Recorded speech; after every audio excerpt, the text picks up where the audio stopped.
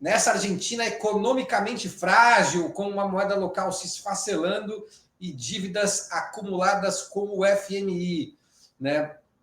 A crise do Corralito, no final dos anos 90, foi contemporânea da crise das bolsas asiáticas, né? E terminou, né, pegando carona aí na deixa que a Vanessa me deixou, terminou aquela crise com a renúncia do então presidente Fernando de la Rúa, né? Com o Javier Milei, que está aí vendo a guerra comercial batendo a sua porta, de todo mundo, mas também a da Argentina, pode acontecer o mesmo? Ele sofre o mesmo risco? Quem começa respondendo é a Margarita Oliveira. Me tocou a pergunta simples, né? Mais fácil, hein? Realmente, assim, eu acho que foi bem interessante anúncios e desanúncios, né? Porque estamos muito acima do sucesso. O jornalismo é assim, né? Nós, os acadêmicos, buscamos os tempos para refletir sobre as questões e não esse dia a dia. Foi bem interessante porque o Milei está muito orgulhoso dele ter conseguido só o 10% de taxas e o Lula conseguiu a mesma coisa, né? Com o enfrentamento total e absoluto com o Trump. Ele foi para trás, ele voltou para trás com a medida, mas não com o 10%. Então, para os países que ele tinha pedido taxas maiores, e foi dar esses 90 dias para esperar para ver, né? Assim, diretamente, no nosso caso, não pareceria ser tão complexo, porque, na verdade, a Argentina não tem os Estados Unidos como grande sócio comercial. Mas, sim, o problema vem da mão da falta de dólares, da dependência com a China, né?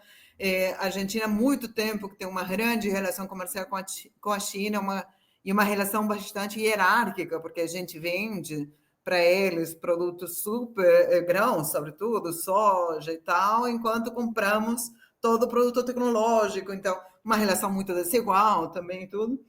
Com esses swaps que no passado, com o governo anterior, a China deu, então também temos como essas grandes relações que, quando chega o Milei, entra uma grande contradição, porque ele não quer ter mais relações supostamente com a China, mas no final, hoje como hoje, a China e o Brasil continuam a ser os principais sócios comerciais da Argentina.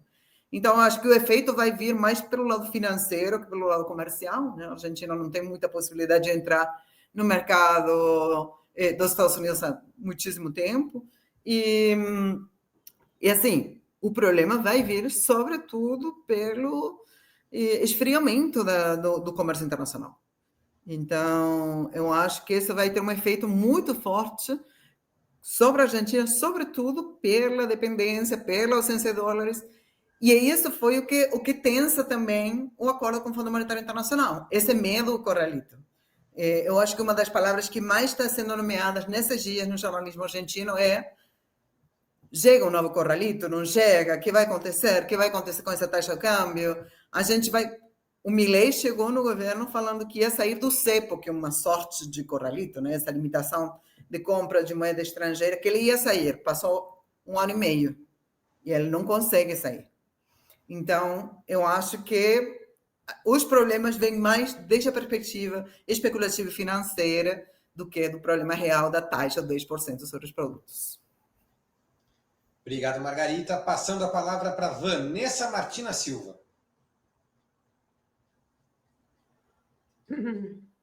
Bom, eu acho que a professora já deu aí todas as letras, né? A gente está esperando quando chega e como chega. Essa é a ideia.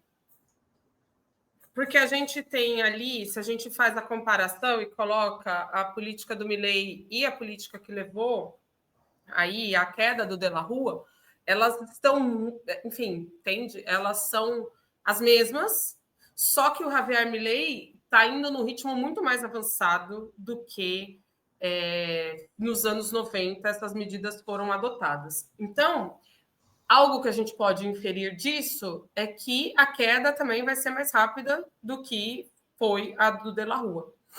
Porque a deterioração das condições objetivas dos trabalhadores, da população em geral, ela é mais rápida também, né? Então, a gente tem a redução da participação do trabalho no PIB durante o governo Milei tem caído, tem uma queda maior do que durante a política econômica do Carvalho. A gente tem a queda do salário real durante o governo Milei, idem. Nós temos um aumento da dívida pública durante o governo do Milei e nós temos a contração do PIB também num ritmo avançado. Então, as mesmas políticas estão sendo adotadas, só que de uma maneira talvez mais atabalhoada, enfim. Então, a situação econômica se degenera a passos largos, né, durante esse período Milei. Com relação a Donald Trump, ai, gente, às vezes eu perco um pouco a estribeira, mas com relação a Donald Trump, foi de uma burrice extraordinária o Milei ter recusado a entrada no BRICS. Porque esses governos de direita, extrema-direita, ultra-neoliberais, já nem tenho termo para adjetivá-los, mas esses governos, eles veem esses blocos econômicos como blocos ideológicos. E não são... O BRICS não é um bloco... Quer dizer, ele tem uma parte ideológica contra a hegemonia do dólar, etc. Mas, cara, se você olha o conjunto dos países do BRICS, não é de esquerda. Né? Não estamos falando de um bloco comunista que quer derrubar os Estados Unidos e implantar aí uma grande União Soviética no mundo. Não é disso que se trata, definitivamente não é. E ao não ingressar no BRICS, o Javier Milei comprou assim de pronto uma briga que não era dele, né? Então é isso. Vou estar com os Estados Unidos, seja como for, eu vou até o fim, porque é isso, é América Great Again. Só que ele esquece que ele não é América, é isso. Ele vai lá, paga para se encontrar com o Trump e o Trump fala: depois eu vejo, mando uma carta, sei lá. Então, não estamos falando de uma América para Milei, né? Não estamos falando de uma América para os argentinos, estamos falando de uma América para os estadunidenses. Doa quem doer. Então, é um erro brutal. E outro erro brutal que o Milei também comete é o de dar as costas para o Mercosul. E a gente está vendo uma reação ao Mercosul, né? Tivemos o momento do Lacalipou no Uruguai, de querer sair do bloco, o Paraguai, enfim, fazendo também alguns gestos aí, na CELAC agora, criando problemas. E esse gesto é estúpido do ponto de vista comercial e do ponto de vista de sobrevivência econômica, né, do país. O Mercosul é a saída, mas a saída para os problemas, não a saída do bloco, né? Enfim, então acho que aí uma sorte de más escolhas políticas agrava e leva o país, sim, para um cenário parecido, talvez pior, talvez não tão grave, enfim, a ver como chegamos lá. Obrigado, Vanessa. Amanda Arumi, a guerra comercial entre China e Estados Unidos pode prejudicar ainda mais, afetar ainda mais essa fragilizada Argentina? Com certeza, né? Uma crise internacional vai ter impacto em todo mundo e na Argentina que tem fragilidades econômicas também. Mas você coloca a gente aí numa situação difícil, porque é um malabarismo teórico de tentar descrever o que a gente vive no mundo, então comparar os momentos históricos é difícil, porque a gente precisa entender que é uma crise internacional, né? Então, essa lógica agressiva financeira de aposta dos Estados Unidos marca um novo período do capitalismo. Então, não sei como comparar, eu acho que a gente está num momento muito específico.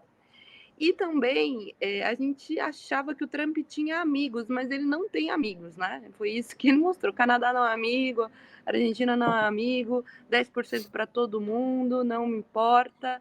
E isso coloca esse discurso da extrema-direita em fragilidade. Então, o próprio idolatria do Trump, esse viralatismo do Milei ao Trump, esse viralatismo não garante apoio financeiro, não garante privilégio, não garante fotos, né, professora?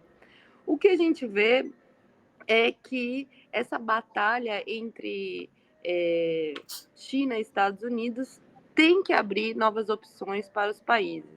Então, como a Vanessa falou, os BRICS é um palco importante, acho que a cúpula do Brasil, apesar, né, da gente saber que não está tendo o peso suficiente, pode ser um palco dessa reorganização dos acordos comerciais, das relações bilaterais entre os países. O Mercosul também, lembrando do acordo União Europeia-Mercosul, também pode ser uma saída para essa questão do comércio, mas a gente vê um posicionamento ideológico do Milei em tentar fazer ali uma aliança com o Paraguai para isolar o Brasil no Mercosul. Então, eles colocam todas as suas cartas ideológicas, não fazem os cálculos econômicos de balança comercial, nada. Eles são inimigos deles mesmos, né? Não tem nem como conseguir decifrar qual é o plano desses governos de extrema-direita. Eu quero destacar a fala do Lula na comunidade CELAC, que é sobre a possibilidade da região, né, da América Latina, em fazer transações econômicas com suas próprias moedas. E isso é muito interessante para a Argentina, lembrando que o grande problema da Argentina é ter a reserva de dólares, ter acesso aos dólares. Isso poderia fortalecer o que nós, que defendemos a integração regional, sempre dissemos, esse comércio complementar intra-regional, que é fundamental para a América Latina perante uma estabilidade total, uma crise internacional dessa guerra tarifária.